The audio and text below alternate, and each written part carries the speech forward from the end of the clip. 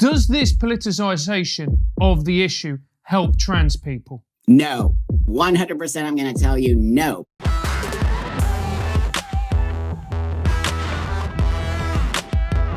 Hello and welcome to TRIGGERnometry. I'm Francis Foster. I'm Konstantin Kishin. And this is a show for you if you want honest conversations with fascinating people. We've got all kinds of fascinating guests for you today. He's an adult film producer, performer, and our first transsexual man on the show. Buck Angel, welcome to TRIGGERnometry.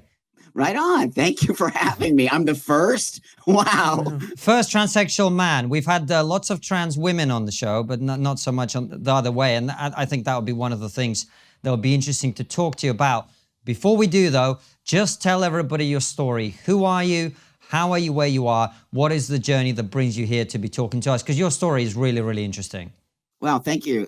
First off, thanks really for having me on. I appreciate giving me the space. So I'm a transsexual man, which means I was born female, and transitioned to live as a man 26 years ago. So biologically, I'm female. I never felt that way, whatever that means. It's a difficult space to kind of tell people because it's like I don't feel like a woman. I felt like a man. So I had to change to fit my space, and I walked the world as a man. I got into pornography. I created the genre of trans male pornography 21 years ago.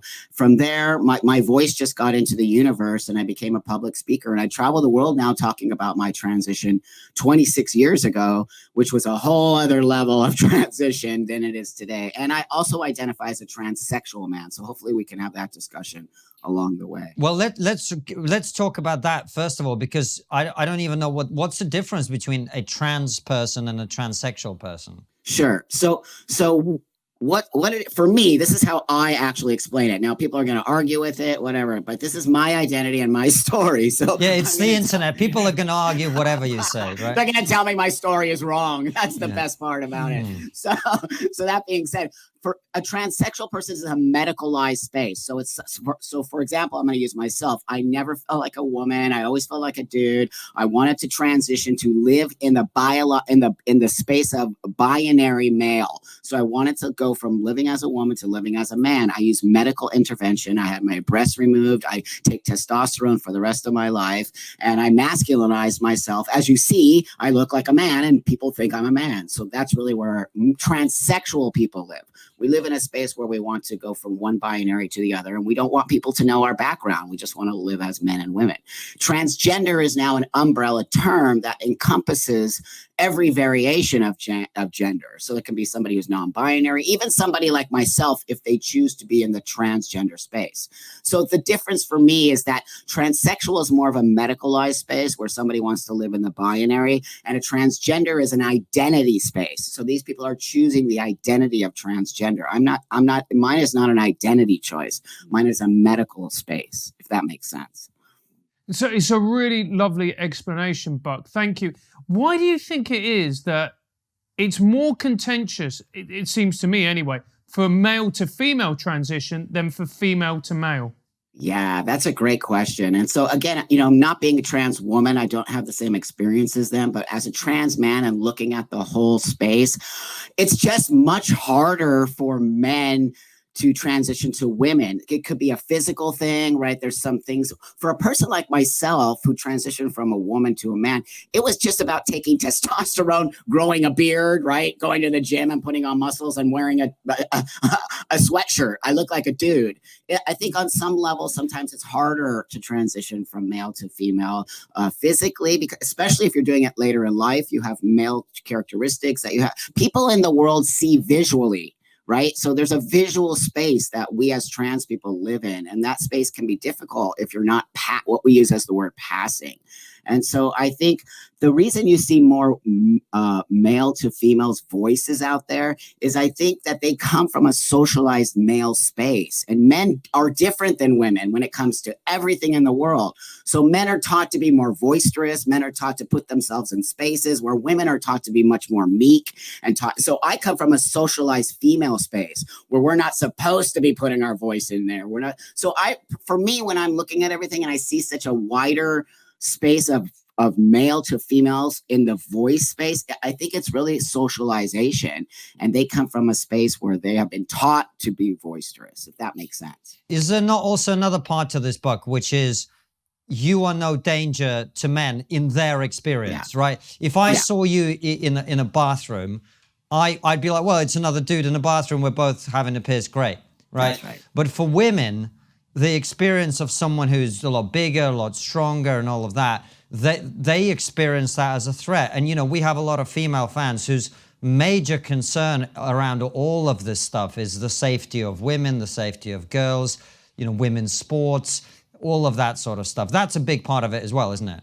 Oh, sure. It's a huge big part. And no one wants to have the conversation on both sides, right? We have to ease into this. This isn't an easy space to go into. Now, I'm not part of that conversation as a trans person. I'm part of that conversation as somebody who lived as a female for half of my life. I was in sports. I was everything. I was a very butch woman. I lived as a butch woman, and I lived in that space of female. And it is 100% true that women are still on the bottom of the barrel. It's a real thing. And so that being said, I think that there's no discussion between trans women and biological women where how can we start to have the conversation where we can move into spaces together? We need to hear both sides. You can't just hear trans people. We have to hear women and biological women as well. We need to say, well, why are biological women acting this way and saying they're so scared of trans women? And why are trans women saying, well, that's transphobic and you're a TERF if you do that? No one's coming to a space where we're like listening to each other and listening to fears, because everyone's fears are valid, everyone's, but we need to understand why are they, and why is this side having a fear and why is this side having a fear, because there's valid reasons why they are. I hear your approach and it sounds great. It does sound great. But I'll tell you what, the problem that I think we have here is it's not just about people not willing to listen. It's also about the fact that, particularly when you talk about something like sport, but also, you know, female prisons, right? There are some things that just irreconcilable differences where, where, you know, let's say safety has to take priority over, you know, feelings of comfort and being accepted and whatever. Do you think, I mean, there are some areas like that, surely, aren't there? 100% there is. And there's 100% of people using trans as a way to get into another prison. There's no doubt about that. And anyone who denies that, especially in the trans community, is not helping the trans community, because there are people who are latching on that possibly are not trans, who possibly are using it to use the system. Now, I don't know. I can't tell you the percentage of people that are doing that, but 100%. And also, yeah, there are people that we just need to have some kind of conversation about this, because people are freaking out and people are saying, wait a minute here. There are people who are not trans, but pretending to be trans, or saying, and here's the deal. If you can just self-ID as a woman, what? Like, that's like insane. So any of you two guys sitting there could self-ID as a woman right now, say, I'm a woman, not make any attempt to look like a woman. I could be a butch woman though, but you totally could. You opened that door, dude. To be honest with you, Buck, that door has been opened for him by thousands and thousands of YouTube comments over the years. Yeah. Oh, I love it. But I take your point. It's a good point. Anyone can if anyone can self-ID, that opens the door to a very small minority, but some people who want to use it for sinister purposes, right? That's right. And I'm going to say it right here, and everyone can be mad at me, but that's like the real, I'm so frustrated, you guys. I'm so frustrated because I have opinions, or I want to talk about things, and they might not sound like so great or perfect or whatever people need me to say. I'm saying things because I want to have conversation about it. You guys are bringing it up with me because now we can start to bridge a gap. We need to bridge a gap there, the gap of conversation. Conversation hurts people's feelings, and people don't want to have their feelings hurt anymore, which is a very weird place to be, right? I mean, we need to get down to understanding why people don't like trans people, or why people are pushing back on us, or why people think certain things about us. And if we have conversation, hopefully people will start to see there's nuance in this conversation that's not being heard. Buck, aren't you ever surprised with just how toxic this debate is?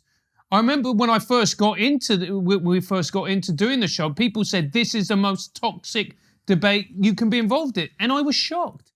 I'm shocked too. And it's actually depressing for me to be, 26 years I transitioned, 20 plus years I've been in really advocating for trans stuff. And, I put myself out there all over the world naked. I've been, I've been everywhere and doing everything to sort of like just bridge this gap or at least just be accepted. I have been accepted in the world. People like me. There's, even though I did pornography or I do pornography, people still like me because I'm willing to have conversation. And so I don't understand how we've gotten to this. And it's not just about trans issues. You guys know that. I don't understand how we've come into this space where everyone's triggered, everyone's upset, no one can have a conversation. We're going to cancel you. Where do we live? And what world are we building? We're building a very scary world. We are building a very, very scary world. Does this politicization of the issue help trans people? No. 100% I'm going to tell you no, because now look, where are we? Me and you are having these conversations when I can tell you 2 or 3 years ago, I was having conversations with guys like you about my work in porn, about how, great, just different how cool it was that I transitioned. Everyone would always be like, Dad, it's so cool how you transitioned. Now it's like people are becoming anti-transitioning because they're seeing things in my community that I don't even like. There are things in the community I don't even like, and I'm pushing back on my community because I can't imagine what the rest of the world sees. And if I'm pushing back on parts of my community, what the rest of the world sees might be insane. And you say parts of you're pushing back on things in your community that you don't like. Well, what are these things, Buck? Well, the most important thing for me are the kids. And this makes me emotional. I'll be honest with you. It does, because I was one of those kids. I was a trans kid, right? But we didn't call it that back in the day. But that being said, I know where these kids are hurting. I understand what's going on. But the thing that I do not understand in my community is medicalizing children. I do not believe in it. I do not think it is smart. I do not think it will alleviate until I see lots of studies on that. Why are we messing with kids medically? Kids grow out of stuff. I'm not saying they're all going to grow out of it, but I'm going to tell you, once you medicalize a child, that child is medicalized for the rest of their life. And why would we do that? Just to make them trans or to alleviate things we don't even know? We have no research on how this is going to help the future of children. We do not. And we're lying when we say we do, because I've looked for it. Nobody can give it to me. It's not there. We have research on the blockers and how they can be destructive on long-term physically. Oh, Buck, this is such an important issue that you bring up, and I'm glad you're the one that brought it up, because my intuitive sense of I was born in the Soviet Union and later lived in Russia and now living in the West. I have an intuitive sense of just how decent and welcoming and open-minded people in the West are in general, and I think that also will apply to the trans issue too. But when you start talking, we covered a story on the show a few days ago about a 2-year-old whose parents were on television and they were being praised and celebrated as for encouraging and supporting their trans 2-year-old. The 2-year-old didn't even have a concept of gender, right? But when the general public in Britain here and in America where you are see that, I think that's what's pushing a lot of people into the sort of like, there's something wrong here. Whereas in the past, they would have just gone, oh, Buck, you're transitioning. Great. You're an adult. You do you. That's right. That's right. No, you hit it right on the head, my friend. And that's why I talk about it. Look, I don't want any kid to suffer, and shame on anyone who thinks that about me. That's not why I've done the work I've done or put myself out there in the world naked. I did not do that. I've been beat up for 20 something years, my friends, and I have grown a thick skin because of it. But that being said, because my ultimate goal was to teach the world that it's not what you think it is. And the man walking down the street might not be the man you think he is. And so by opening myself up like that, I'm really doing a lot of work to sort of expose us. Now I feel like we're going backwards. When you bring kids into an equation and medicalizing kids at such a fast rate with not giving the rest of the world time to catch up, of course everyone's going to say, wait a minute here. And we should be. Kids are the future. And when you start to mess with kids, medically mess with kids, how are those kids going to be as adults? Do we even know? Are they actually going to be okay? What's this thing called detransitioners?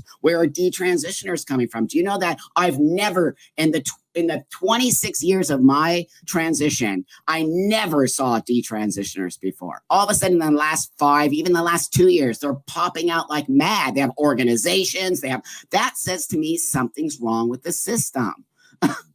And what do you think it is? Because we obviously in the UK, you'll be, I'm sure, familiar with the case of Kira Bell. Of course, yes. We've had Marcus Evans from the Tavistock Clinic, which he was a bit of a whistleblower there, and his wife as well. And essentially what you are hinting at, I think, is, am I correct to say that you think people have been encouraged to transition who were maybe not supposed to? Of course I'm saying that 100% because we're teaching. We look, I'm not scared to say anything. I just want you guys to know. I am scared. That's why I want you to say it. Because you should be. You'll get nailed. I get nailed too. I get nailed too, but what are they going to do? Yeah. I'm a transsexual person who's been in this community for 26 years. You go ahead and try to cancel me. I'll get more pissed and I'll make sure that I'm on more fucking news stations and more spaces like this and get my voice more powerful. Don't come after me, people. Have a conversation with me. I do not play, and I will not play when it comes to children. I am disgusted that our community is pushing this forward as if it's just something that we should all just lay down and be. I want to question it. And if I want to question it, you guys should question it. And that makes me say, you care. Okay, you care about my community. I'm going to cry because, again, how are we talking about children? How are we even having this discussion? And everyone's acting as if, well, Buck, that's not right. These kids will kill themselves. Do you know that you're giving them that language? When you give kids the language, I'm going to kill myself, what do? Oh, I'm going to kill myself if I don't transition. They never had that language before. When we start to put this stuff out there, it's taking away from the reality of what this did for me, which is to save my life. And it's not a joke. And it's not something we should just be forcing on everybody. We should find out what's going on with this person, figure out if they are trans. That's great. If they're not, that's great too. And then we can move forward. But we're not doing that. I feel like we're just pushing. And when children come into the equation, I'm not shutting up. I refuse. And I don't care. Because I see the future of those kids in a way that I want them to be like me. I don't want them to be screwed up. Kira Bell got screwed up for a reason.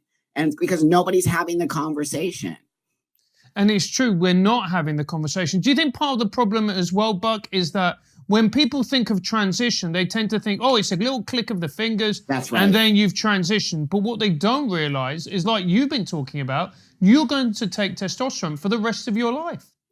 That's right. I am medicalized for the rest of I hate it, you guys. You think I like being a trans dude? I hate it. But I fucking figured it out. I figured it out. I walk the world. I am a happy person. Don't get me wrong. I'm so happy. I have the most beautiful, amazing life. I can't even imagine I'm still here. But that being said, why would I want somebody to be like this when maybe they're not like this? And maybe they can just find space that they just can figure it out and not have to be medicalized. I mean, to medicalize an 8-year-old, a 7-year-old, we're starting at that age. Why? I don't understand. To me, that says, wait a minute here.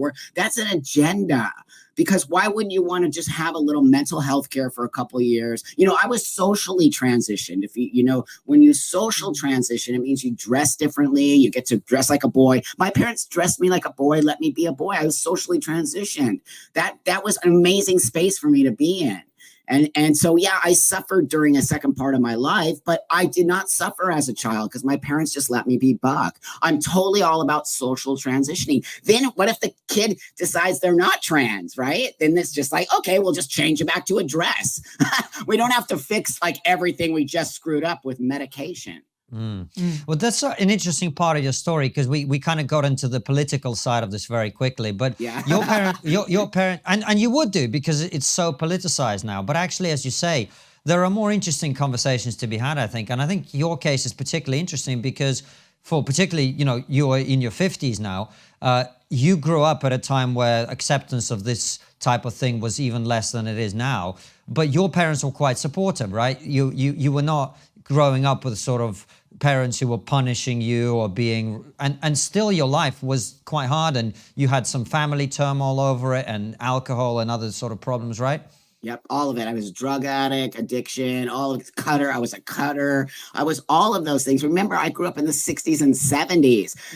That's a whole other. I even transitioned in the time of no social media, which I say thank God, thank the universe for that. Seriously, because I think that's a lot of the problems that are happening in my community is social media and this attachment that now they can connect with each other worldwide and start to create some kind of rhetoric or some space where I think they're pulling people into this idea that, and the kids can't think straight because they're all being told how to think, and and I was never told that. I always got to find my own path on my own terms. It must be really difficult, Buck, because we've spoken to Douglas Murray about this, where, you know, people being gay is no longer a sexuality. It's almost a political identity. Same with trans. That's right. That must be very, very difficult. Walking into a room and everyone goes, oh, they're trans. I therefore know everything about the way they think. That's right. It's weird. It's weird. That's what I told you. Why there's a difference between a transsexual person and a transgender person. Transsexual people never wanted to be anything other than a man or woman. You know, we just wanted to look this way, go back into the world, and we want to be a part of the world. That's what I keep telling. I want to be a part of the world. I want to hang out with you guys. I don't want to be this trans guy that I'm just part. I want to be a man, a part of the world. And that's where I actually built my space. Everyone looks at me as a man. Now this trans thing is so huge, they're attaching that to me. And it's like, that was never my intention, was to be a trans man. My intention was to be a man. So you see the political sizing of it, it has made it into a space that is now something different than where I come from. It is now an identity choice. It's a whole other space. And I don't understand how we've been put into this space now, and now how big our voice is in the politics side.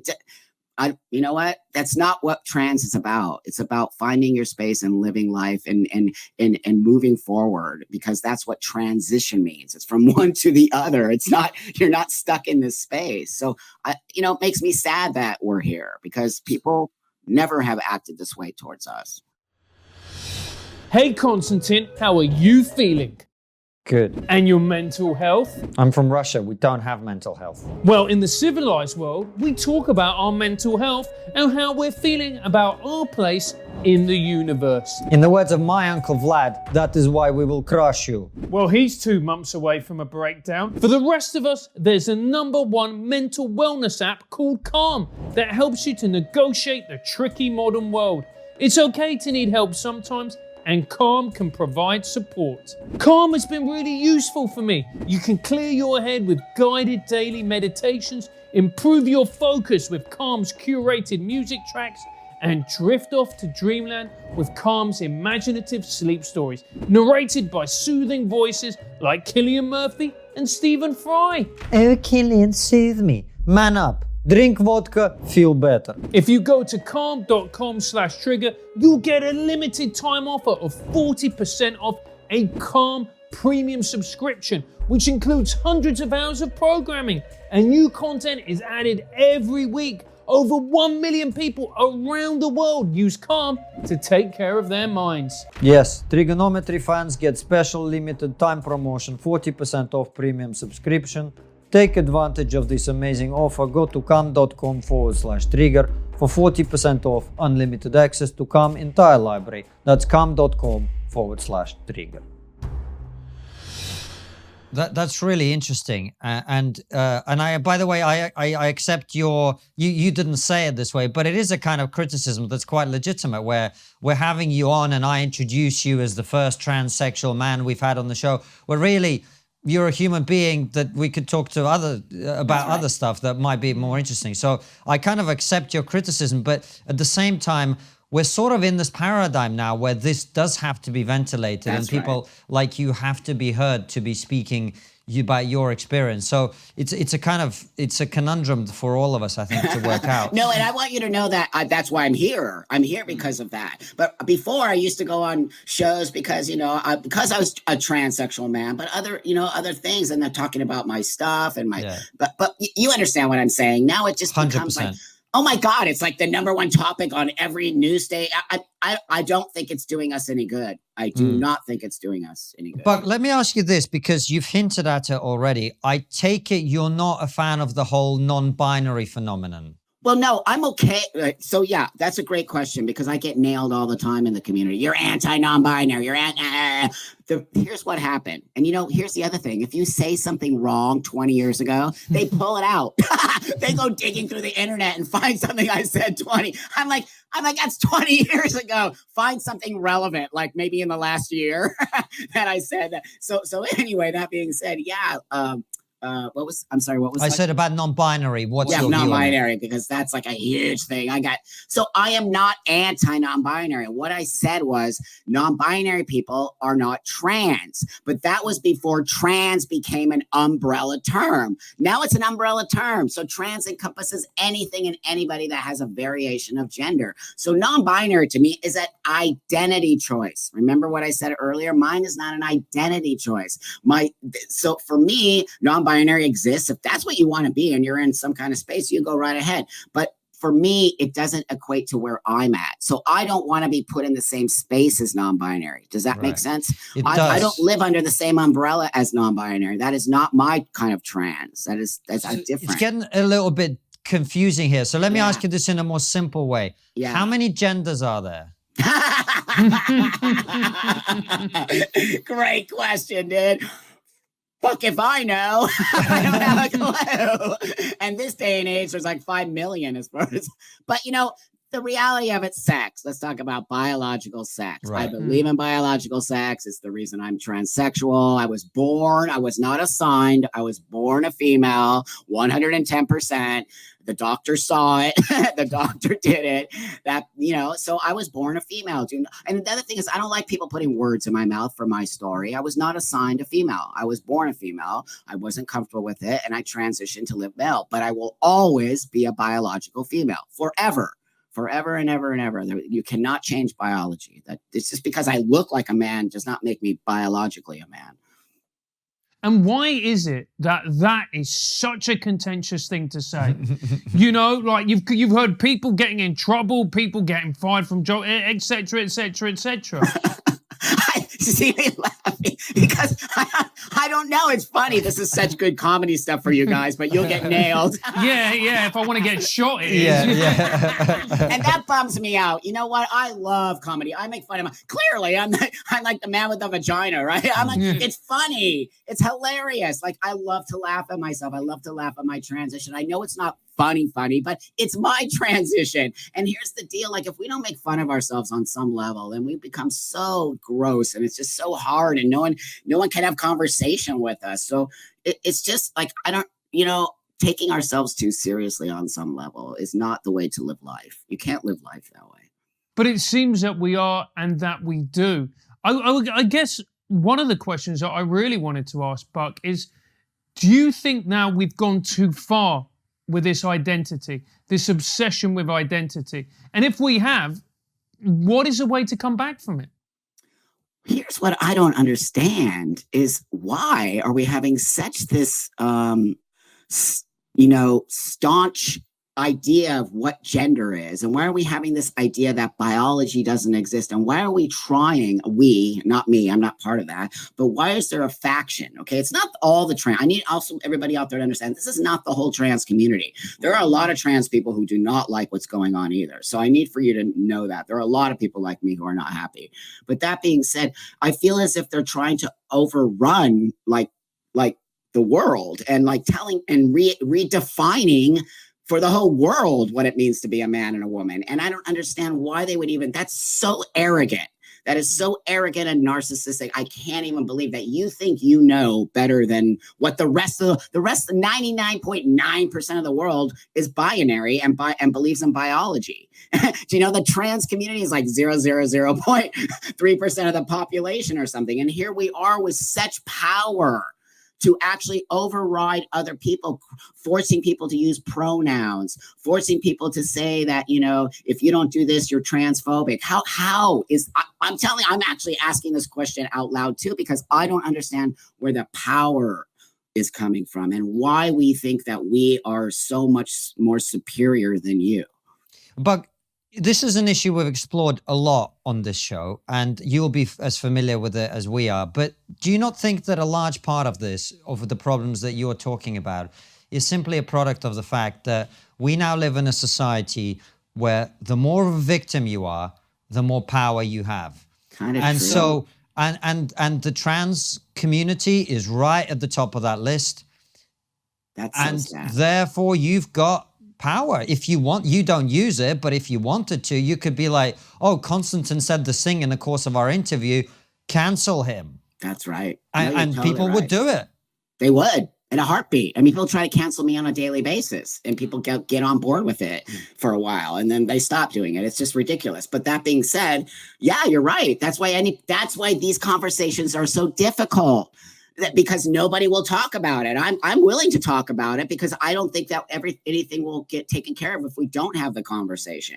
I like to say I like to build bridges. I like to be that guy between you and that community over there. I don't even like to call it my community anymore because it's such a mess and there's so many factions of it that I don't agree with. And I don't want to be connected to that. I want to be connected to creating a better world. That's the reason I'm here. I want to create a better world for all of us. Not everyone's going to like trans people. That's just a reality I've lived with it my whole life. I lived with it as a gay woman. I've been beat up. Somehow now you can't be beat up, or that's like, you know what I mean? And by beat up, I mean you can't have any opposing views. So this idea that we're so sensitive around trans people is ridiculous. And I don't understand. Honestly, I can't even answer any of your questions because I don't. As a 58-year-old trans guy, I don't understand it. Let me put the counter argument to you. I mean, you mentioned, Yeah. forcing people to use pronouns. Yeah. Look, you've chosen to identify as a man, That's right. And when talking about you, I would say Buck Angel he, right? Yep. But some people might say, well, you forced me to do that. But if I said Buck Angel she, that would be disrespectful and rude. Well, yeah, but here's what's happened. I'm mature.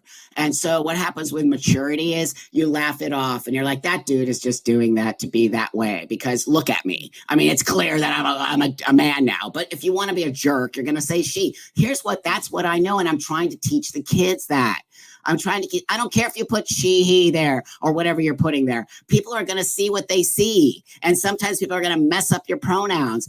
People do still say she to me. They're like, you're a biological woman. You're still a she. Whatever, dude. I don't care. I'm not living my life for you. We are teaching bad behavior when we teach people to get so upset because somebody mispronouned you or whatever the hell's going on. That's not the real world.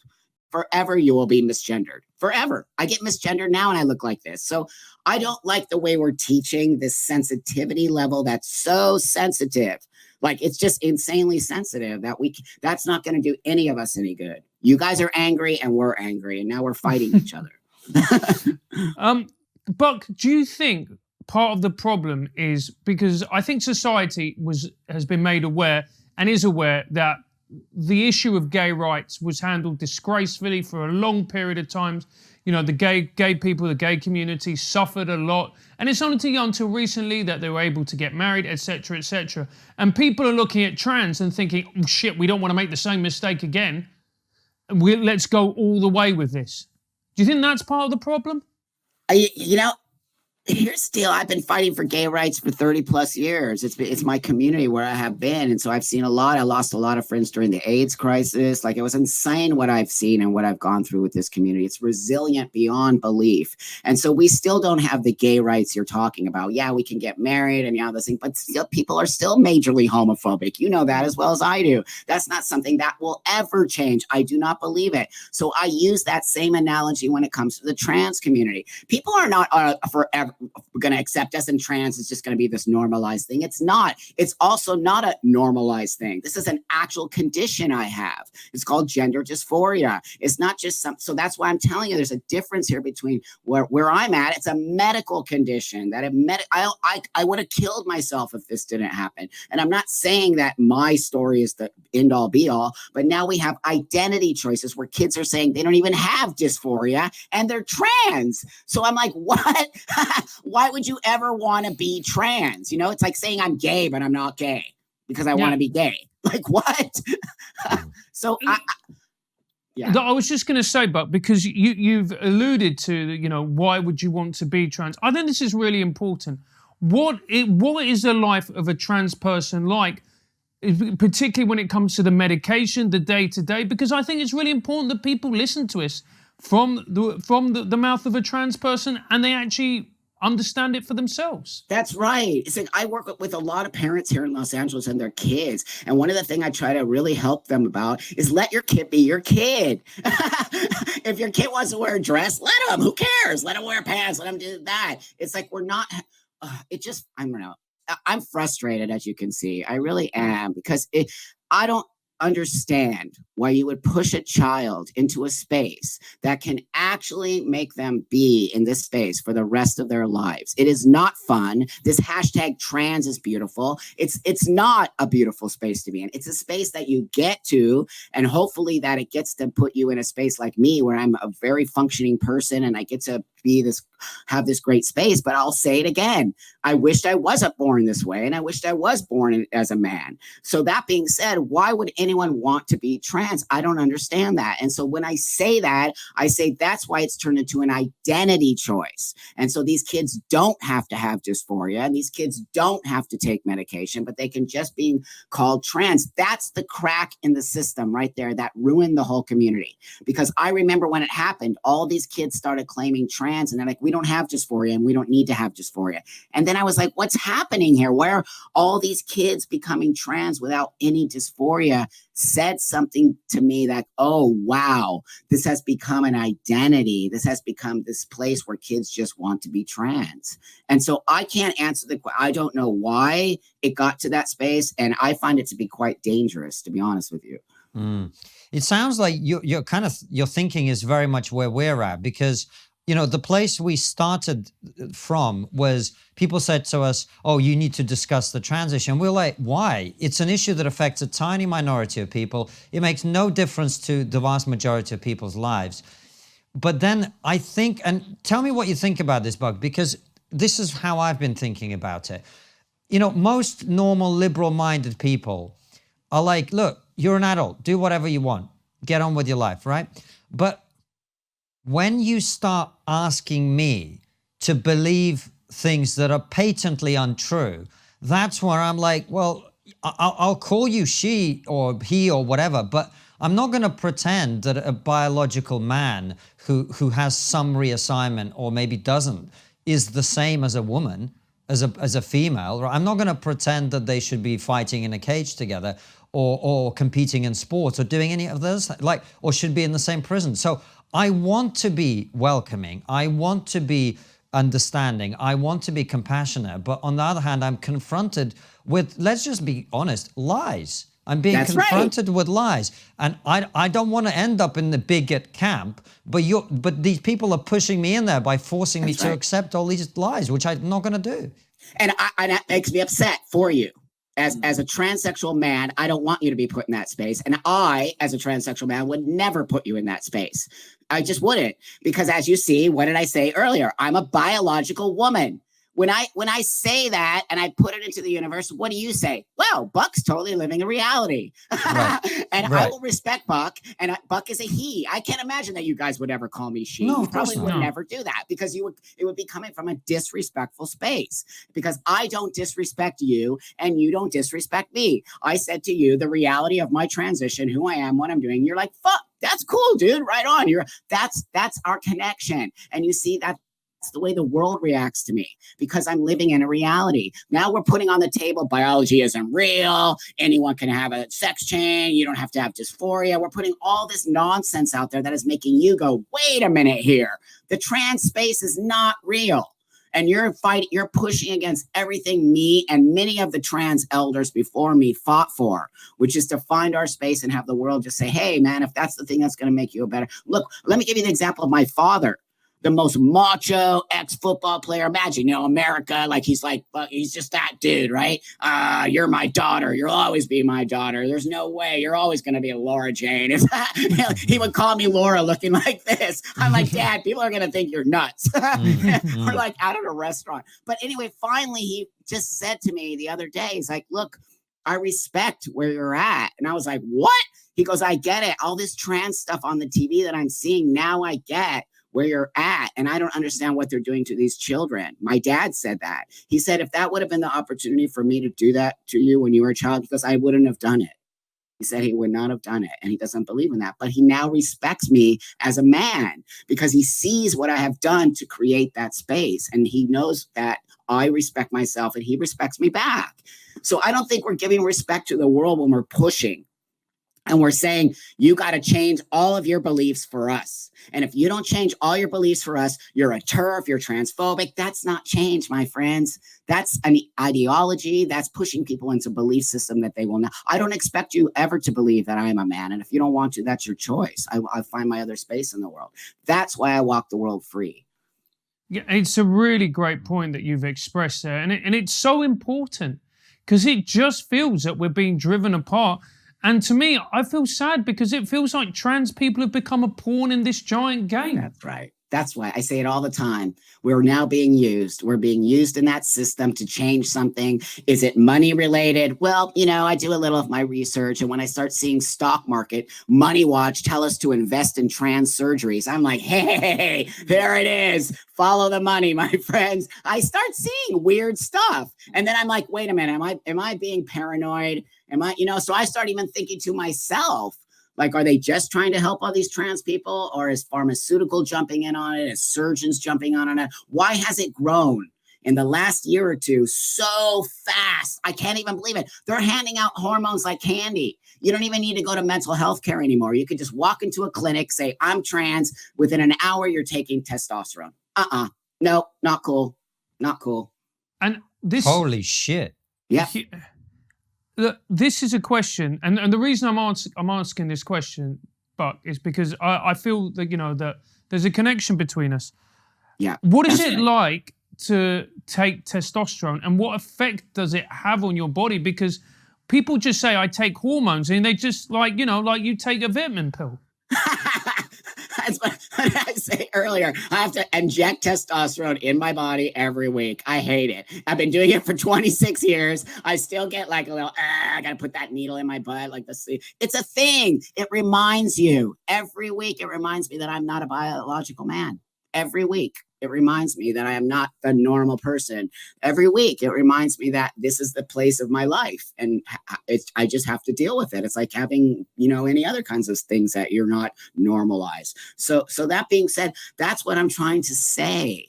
It's like when we start to put people in a medicalized space, that's a whole other level. There's no turning back. I can't turn back. Look at me. I can't say I changed my mind. I'm actually a woman. That would be insane and so wrong. So why are we not adding a cushion?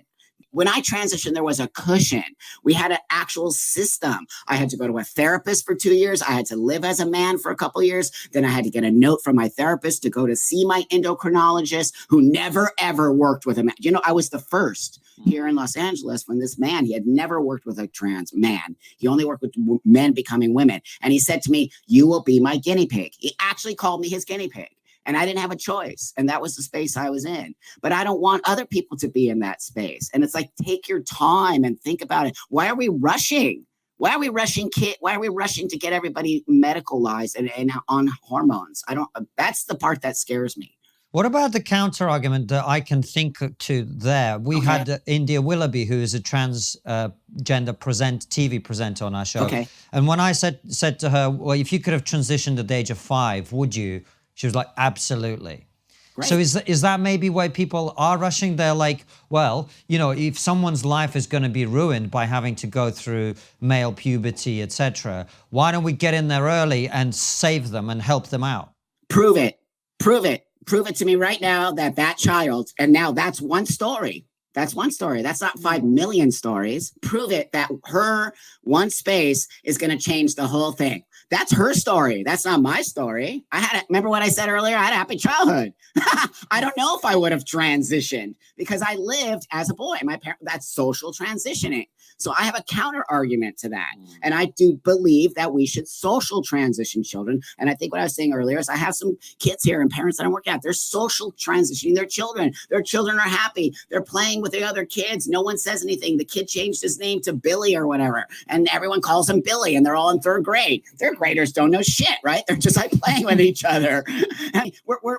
We are pathologizing 3rd graders and like 2-year-olds. Like, are you kidding me? Like, come on, man. I'm going to push back on that. A 2-year-old might say I'm a boy. Big deal. Let him just dress like a boy. Who cares? But why are you and why are people celebrating their trans kids as if it's this thing? I would hate it if my parents did that. Celebrating what if the child grows out of it and by 15, they're no longer trans? Then what? Do you think that kid's going to be pissed that their parents put them on display when they were 2? I would be. So would I. Do you want to promote your business to an intelligent audience who don't need to know your pronouns to buy your product? Here at TRIGGERnometry, we have over 250,000 subscribers across the different platforms, and we frequently get over 3 million views a month. That's a lot of new customers for your business. We speak with some of the biggest guests from the worlds of politics, economics, journalism, arts, and entertainment. All of them have spent at least 1 month in the gulag, so you don't have to. And we'll match your product to the perfect guest for you. American sponsors will be matched with American guests, and so on. That way, you know your advert has the best possible chance of getting to the right people. Or as we call them, the wrong people. Advertise with us and we'll get your business cancelled or your money back. Contact us by email at marketing@triggerpod.co.uk and we'll make your nightmares come true. I want to move on because, as I said about your absolutely correct criticism that we focus on. What strikes me whenever we've spoken to people, particularly like you, who transition quite late in life, is you have a unique experience, which is you've lived both as a man and a woman. That's right. Talk to me about what you notice about the process of being treated as a man and being treated as a woman. What is the difference? Sometimes often women will talk to us guys and say, well, it's being a woman's like this and you guys have no idea what it's like. And everyone's like, well, is it true? Is it not true? You actually sort of know the answer, I imagine, right? Yeah, that's what I always say. Who knows women better than a man who used to be a woman? Right.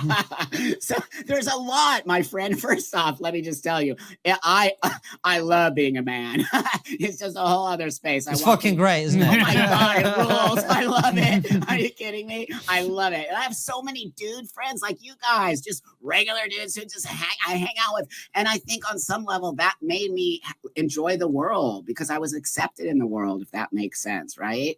So that being said, the question was again? The question was like living as a woman and living as a man. Yeah, totally different. What have you noticed about your life, about I don't know about applying for jobs, but like the normal day-to-day stuff that people talk about, women often talk about, there's a different vibe in a women's space versus a man's space. Safety, well, there is. Right? There is. There's 100% is. What I told you earlier, I was socialized as a woman. And even though I was a butch woman, I was still a woman. And you get treated different. Oh, gosh. So here's an example. I used to own a 1955 Ford truck that when I was a chick, I was a totally butch chick. And I would work on my truck. I was trying to hyper masculinize. I wanted to be a dude. So I was as dude as you could be. And that's pretty duty working on your truck. And I would go to the auto parts store and they would literally dudes would walk in front of me. They would push me out of the way. They would never help me. I would stand in that line for hours until finally somebody would be like, hey, what do you need?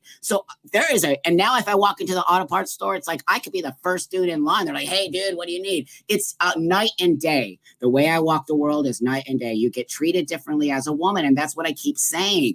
The world is misogynist. People don't like women on some level. And people look at women in a down way as if they're lesser than. And there's so many levels of it. It could be a whole other show of me, and I could show you the difference of that and that. But that being said, there is a difference. There's 100% a difference. How you walk the world, how the way people see you, the way you're treated. I mean, it's just night and day for me. And so by seeing and living as a woman, I have a lot of compassion for women and I have a lot of compassion for where they're at. And I always say that women's rights are still way the fuck back there. They're nowhere. So now we're putting the trans thing into it and it's making it even more cracked. I'm like, no, trans women are not women. Trans women are women. Trans women are trans women. See, even you're confused now. I know. I'm like, what are they? Because it's been inundated. It's been put in my brain, right? Trans women are women. Trans. See what they do? They do that. That's like very like weird culty shit. When you start putting stuff in and the people just see it, they immediately just start saying it. But I disagree with that. Trans women are not women. Trans women are trans women. Trans men are trans men. And if we take that equation out of there, we're actually doing ourselves a disservice. I don't go to the same doctor you go to. I don't get to have a prostate exam. I have to go to the gynecologist.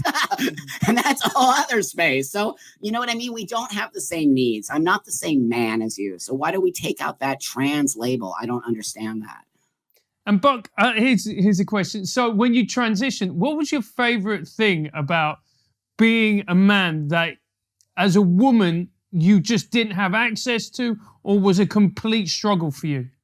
So no, when I started becoming a man, like I just felt this relief. And, you know, it was like people saw me. I can tell you the number one thing for me was people seeing me as a man, because if you see my pictures before, you know, I was butch, but I still was a female characteristics. And even though I would tell people I'm a he, they would always call me she. So I understand the misgender thing. It's hurtful. But at the same time, as I started transitioning and started, it was magic. It was magic. And then when I got my top surgery and I didn't have any more breasts, and the number one thing for me was to go around without my shirt on and to go into the gym and to take my clothes off with the other guys and to look like other men. And that really, I'm telling you, my physical part of my transition was so important. As you can see, I think it was so important to me. It was important to me to physically look and feel masculine. And so today we get pushed back on that in the trans community. It's called passing. And now they look down upon it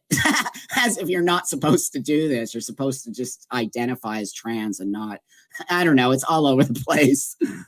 And do you think that's part of the problem, this term community, when people say, you know, the gay community? Well, look, you know, there's tens of thousands of gay people in the UK. They're different. They have different political opinions, views of the world. Just because you have a sexuality or you're trans doesn't really mean necessarily that you have anything in common with another trans or gay person. Oh my God, thank you for saying that, my friend. That's just like, oh my God, a mature conversation. I don't understand that either. I don't have a lot of trans friends. To be like I said earlier, I have friends from every walk of life, all kinds of people. I don't hang out in the trans community. I think that's dangerous. Any community. If you're just, you know, stuck in one space, all you're hearing is that, right? So you're living in that bubble, and that's why there's a lot of angry trans people, because they're living in that one space. And I keep encouraging them to get out into the world. What's the whole point of transitioning if you're living in that same space? Aren't you supposed to be transitioning to go live your life? Trans is that part of you. It's not even, I don't even think about it anymore on some level. It's like, I'm part of the world now. I do so many different things. That was my goal, to transition to be a part of the world. I don't feel like they're transitioning to be a part of the world. I feel like they're transitioning to be trans, which then keeps you locked into this space and you're not participating in life. It's a really interesting point, and it resonates with me quite a lot, oddly enough, because when I came to Britain from Russia as a kid, I was having a hard time. I didn't really speak the language, and I naturally clung to other Russian people at my school.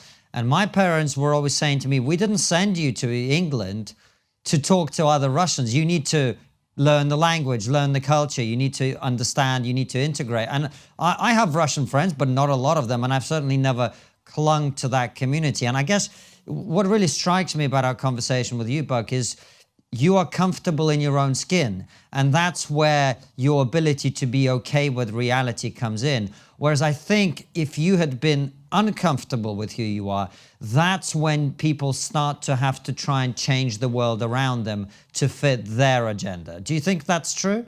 No, that's an excellent, excellent point, my friend. And yeah, looking at it, I can see that, because before my transition, I was an angry person. I did act out. I did all kinds of crazy stuff, man. It was just insane. I can't even believe my life. I was homeless. I was a prostitute. I was a crackhead. I could go on and on. I hated myself. I wanted to die. It was like so insane. But that being said, I worked through it and got it. And that was such a long time ago. People don't have to go through that. But there's a lot of anger in the community, a lot. And I don't know what these people are angry about, because the opportunities to transition are literally at your fingertips. I didn't have that. I had to seek and seek and seek and seek. And so again, not to say my story is more tragic than anybody else's, but all I'm trying to say is I don't know what the anger is about. And I'm wondering if they're being told to be angry, you know what I mean? And push back, but that doesn't create change. Look at you guys. You don't even want to change. You don't even want to have a conversation with that. You're disgusted with it, which I don't blame you on some level. But that being said, that's not creating change. That's creating pushback. You see what I mean? And so I keep telling my community, why are we pushing an agenda on people that clearly don't necessarily believe in it? How can we figure out a way to meet them in the middle and say, hey, wait a minute, we respect your opinion and I respect my opinion, and let's move forward. That's how you create change, by respecting other people's opinions or thoughts and saying, how do we work together to make it a better world? But we're not doing that. And it's a really, really, really good point, Buck. And it's a really lovely place also to end the interview. It's been absolutely brilliant, Buck. Thank you so much for coming on the show. The last question we always end our show with is, what's the one thing we're not talking about as a society, but we really should be? Oh, compassion, empathy, love. Those are my favorite words. We're not talking about how to be compassionate instead of hateful. And that goes out to everyone in the world. How are you participating in the world? Are you putting out hate or are you putting out compassion? Because hate will not change anything. Compassion will. It's interesting that you say that, Buck. We'll just explore it a touch. We've got a couple more minutes. Okay. I'm all down for being compassionate. And I think, the way we've had this conversation, I think you get that from me, right? Yes, yes. But what strikes me as odd is the very people who claim that they are compassionate nowadays That's right. are the ones that are doing a lot of the hating. That's right. That was my message to them right there. You're 100%. I keep saying it. My community is angry. But what are they angry about? They're not saying what they're angry about. They're just calling people names. They call me transphobic, TERF, all of those things. Anyway, can you imagine I'm called transphobic? I'm like, wait a minute. Oh, you have internalized transphobia. I'm thinking, wow, they're like totally going deep with this stuff. So that's not creating change. That's creating hate. Do you see what I mean? And I understand why you can't have compassion. When you're getting hate thrown at you, you turn around and have hate back. That's a real thing. It's what you put out in the world, you should get back. And it's why I try to put out more compassion and love and try to listen. Nobody's listening. Everybody's so angry. And so that's, I think, the crux of what the conversation is here for me, is that we need to get away from the anger and we need to start having some dialogue, because if we don't, both sides are going to just not work together. And what's going to happen can be a very disastrous thing for me as well. This actually affects my transition, this whole thing. And there's a lot of little bucks out there, and those little bucks don't need to be caught into this bullshit political conversation. They need just to be getting taken care of so they can move on in the world and become a better person. That's a really great point. Listen, thank you so much for coming on. If people want to follow you and find out more about what you talk about, where do they go to follow you? You can find me everywhere. Just go to Twitter, Buck. Oh, watch out for Twitter, kids. Twitter, Instagram, Buck Angel, Facebook, official Buck Angel. YouTube as well. Oh, YouTube too. I always forget about official Buck Angel. And I have some good stuff, I think, coming up on YouTube. So check it out. Fantastic. Buck, thank you so much for coming on, and thank you all for watching and listening. We will see you very soon with another brilliant episode like this one or Raw Show. All of them go out at 7 p.m. UK time. Take care and see you soon, guys. We hope you've enjoyed this incredible interview. Remember to subscribe and hit the bell button so that you never miss another fantastic episode. And if you believe that the work we do here at Triggernometry is important, support us by joining our locals community using the link below.